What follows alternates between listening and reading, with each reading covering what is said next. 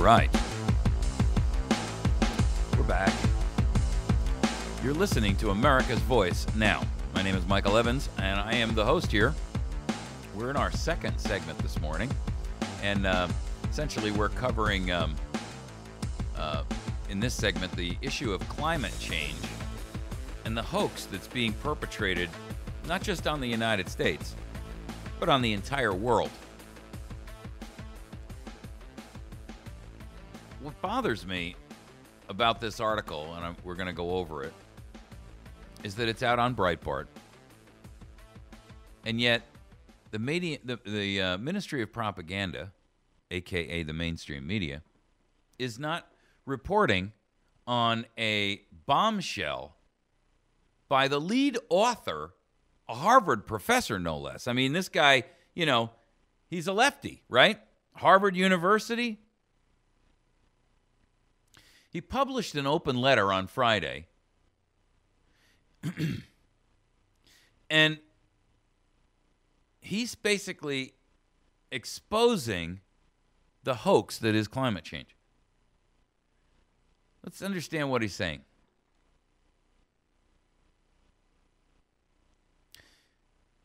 He states that the UN climate report, which is created by the IPCC, which is the founding organization and the document that, for all intents and purposes, this is the go-to document that all of the climate change enablers utilize so that they can basically reach into your pocket, strangle industry, change the nature of everything about our infrastructure in terms of, you know, this is the document that changes whether or not we have less coal plants. This is what the EPA is relying upon to take over water, to shut down coal-fired plants when we have nothing to replace them, to start up these natural gas-fired plants when the price of natural gas, as we now know from this past winter, is all over the map, right?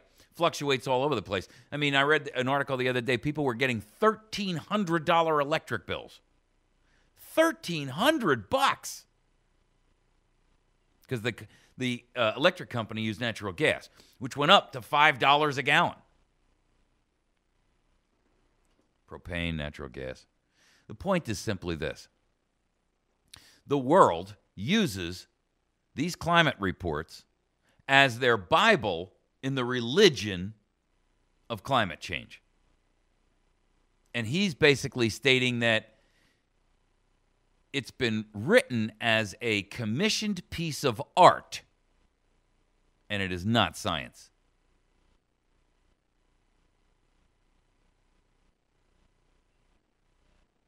He says that basically,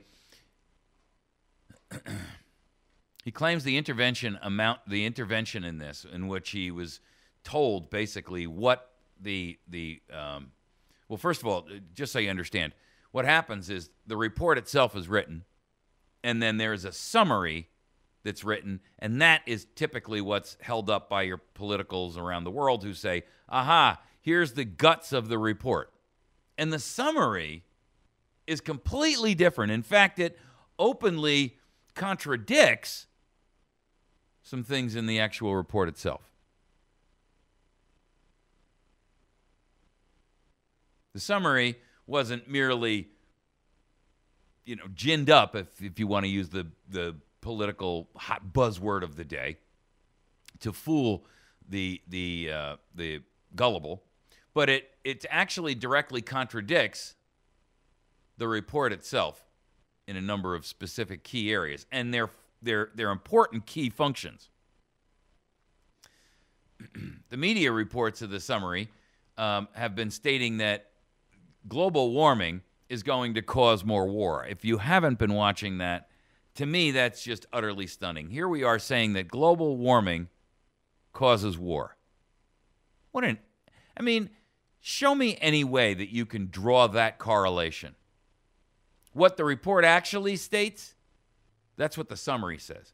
What the report actually states is that there's absolutely no reason to believe whatsoever that climate change has much to do with violent conflict. In fact, the only thing that between climate change and violent conflict, the only connection is that most nations who have poor environmental records have sustained physical violent conflict. How did you draw climate change will cause war from that?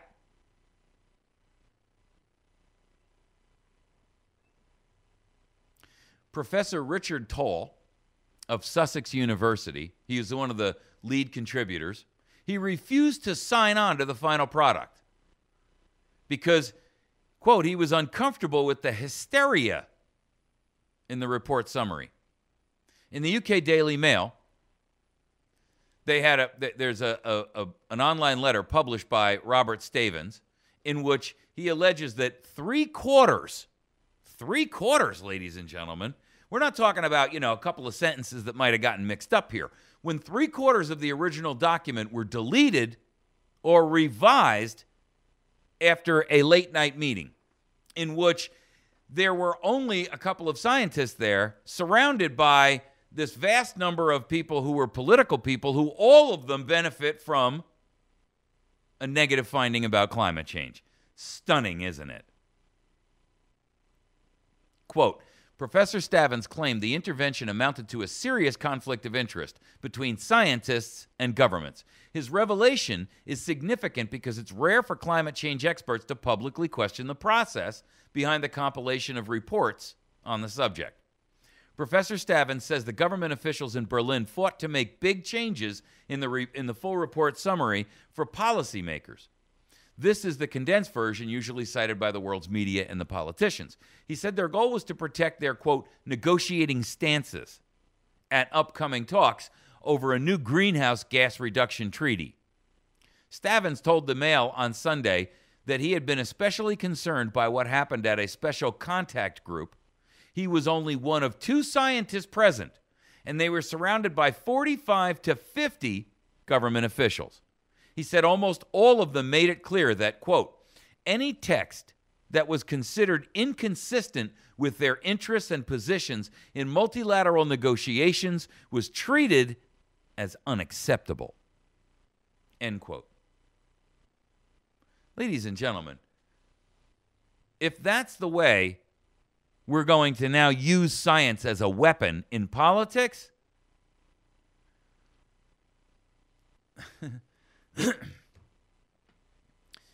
Stavins goes on to say the following. Many of the officials were climate change negotiators, and they were trying to work on this new treaty that's supposed to replace Kyoto. This created an irreconcilable conflict of interest.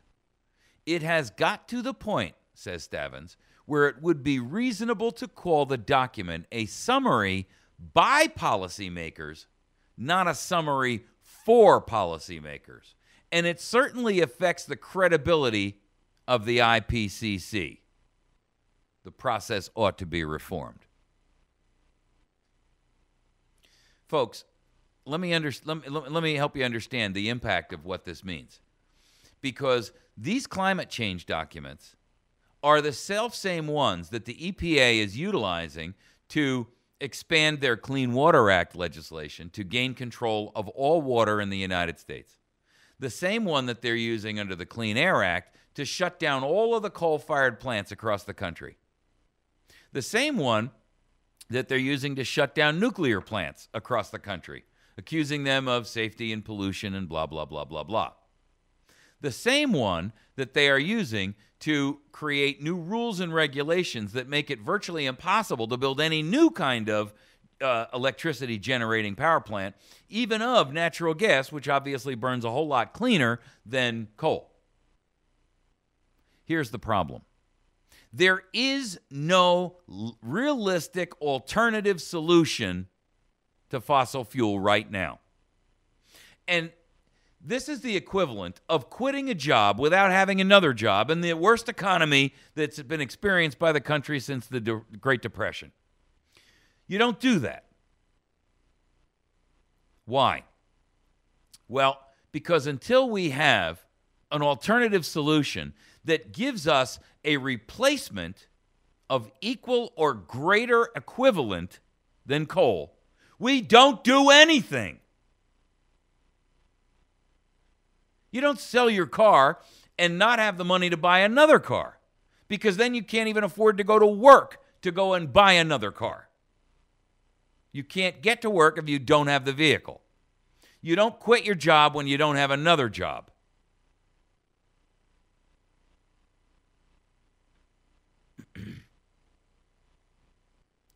The article goes on to say that science has been bludgeoned into submission with a hockey stick graph long ago. The Church of Global Warming is now pure politics. Climate change hysteria provides a perfect excuse for what? Higher taxes and greater regulation, combined with a pseudo-religious cause around which left-wingers can rally with a sense of supreme righteousness. They even feel confident in trying to outlaw dissent, because if you try to debate the latest climate change fatwa, you're threatening the very survival of the earth itself. Surely, every single one of their doomsday predictions has been wrong thus far, but we can't take the chance they'll be wrong with the next 20 predictions, so shut up and pay up. This United Nations report is a purely political document that has only a tangential connection to real science. It's a desperate bid for government to stay relevant as the number of questions it cannot answer keeps growing. If you do take the time to read the full report, not just the politically doctored summary, you'll find the thing is absolutely riddled with pure speculation. Using words like might, could, or may happen over things that may or could or might happen over the coming century, or may not. Obviously, the hucksters who use climate hysteria to screw over their taxpayers didn't think that was good enough. So instead, for the summary, they wrote some science fiction instead. And that, ladies and gentlemen, is the truth about what's going on with climate change. Climate Gate, the number of fraudulent scams that have been perpetrated on these on behalf of the climate change religion, and it is a religion. All of it is designed to do one thing, and only one thing, and that is to essentially give government the argument it needs to reach into your pocket, steal money from you, and ultimately have even greater control. Ladies and gentlemen, please tell me you cannot conceive of a federal government with any more control than it already has. Already, everything that the federal government does is outside the constitutional boundaries with some very, very limited exceptions. And those limited exceptions that they have been constitutionally mandated to do, they won't do, like border immigration security. Hello?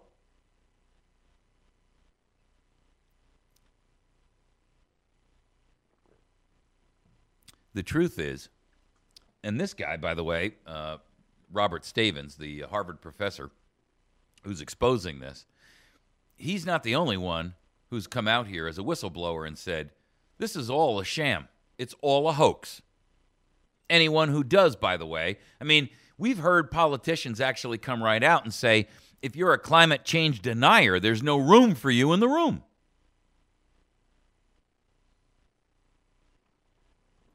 The truth is, ladies and gentlemen,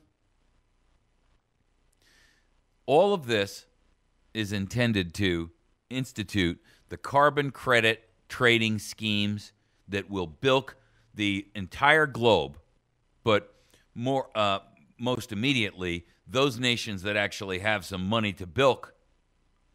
That whole concept is to bilk these countries and milk them dry of resources. That's it. You know, for those of you who have forgotten the carbon trading scheme they were trying to do, which was going to be like a Wall Street trading floor, where companies who produced energy would have to buy carbon credits from another company that, you know, didn't have a high carbon footprint, and they'd be given credits. Then those companies that produced toxic fumes or whatever could buy those credits from somebody else. I mean, talk about a sham. You're selling air, smoke, and mirrors. And guess where all of that comes back down to? You, the end consumer. Electricity prices in this nation are skyrocketing, and they're skyrocketing for a very clear and specific reason. The whole idea is to force Western culture and Western-based nations into bankruptcy, into the complete loss of everything that they have to be able to fight back against this global tyranny. You can't fight back if you don't have resources, ladies and gentlemen. And nothing in the country is as it seems. Nothing. You know, there's an article out, and I'm going to talk about this tomorrow. But I just want to point it out today because it ties to this. There were more than a dozen federal appeals court judges who violated federal conflict of interest laws in the past 3 years alone. Now, these are judges that sit on a 3-judge panel. And their conflict of interest is that they hold stock in corporations that they were ruling on in a decision. I mean, you've got to be kidding me. How is there any semblance of justice left when we get to the point where your judges are holding stock in a company that is before them in a case that will determine whether they win or lose, and win or lose big in a new product going to market, some vast amount of money, some kind of a fine? You're kidding me. That's like sitting there and saying, well, this judge can rule over a case involving his own family. Of course he cannot. Everything, ladies and gentlemen, about our justice system, everything about our political system, everything about our executive offices, everything about our legislature, everything about our media, it's all a sham. And the truth is, every one of them are working in concert and as a cohesive unit to mislead you, misdirect you, misinform you, laden with disinformation. You cannot find any source for media today. Alternative is the only place you're going to find it that is going to actually tell you the truth. Where are these articles in the mainstream media? Why is it that Breitbart talks about stuff like that, but none of the mainstream media does? You know, there's plenty of groups out there that would like to call themselves, alternative media. I'm referring to an article I saw about Daily Caller supporting and promoting Common Core. What?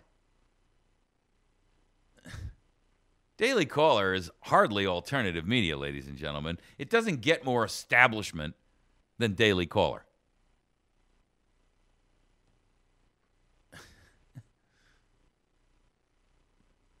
The truth is, the climate change hoax has been shoved down our throats. The EPA is using it as their weapon to dismantle our energy production facilities in this country, whether that be for electricity, whether that be natural gas, or whether that be oil. The climate change deniers are being ostracized and forced out. The climate change, the acolytes and the priests of the religion of climate change are dominating every federal agency. I mean, Immigration and Border Patrol have whole segments dedicated to climate change. For what? I mean, what has that got to do with people who come across the border? Absolutely nothing. It's all a sham. And all of these resources are being directed towards it, and all of these resources are being misused.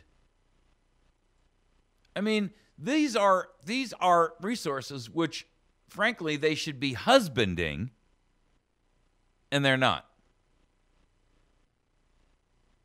There's a great article on human events by John Hayward in which he says, when the latest United Nations Intergovernmental Panel on Climate Change report was released last week, I noted that the widely publicized executive summary provided lawmakers was considerably more alarmist than the report itself. Actually, there are 3 layers of alarmism in this smelly little onion of hype, because global warming cultists and their media allies portray the executive summary as even more high-strung than it actually is. They also don't like to mention how often speculative phrases like could and might appear throughout the report. You see, these people are not above lying to gain their ultimate goal.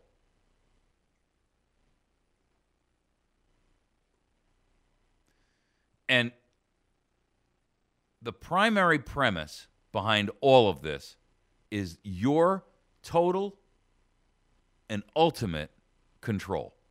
They want to control you, your money, and everything about you. And climate change is a way in which government can do that through policy, not rule of law. Because it's all subjective, not objective. And if they can fraudulently manufacture some commissioned science, all the easier. All right, we're going to take a break. When we come back, we're going to tackle our third topic this morning, which is the IRS activates an enemy list. Now, I want you to understand how important this is, because this, ladies and gentlemen, is the new chapter in tyranny. Now, it's not just the idea that enemy lists might actually exist. It's actually seeing them being utilized. In other words, this is the equivalent of someone who owns a gun, but uses it. Big difference. It's the equivalent between having a gun at the burglary and shooting someone at the burglary. We're going to take a break. I'm going to do some quick local commercials for our radio. We'll be right back on our video stream.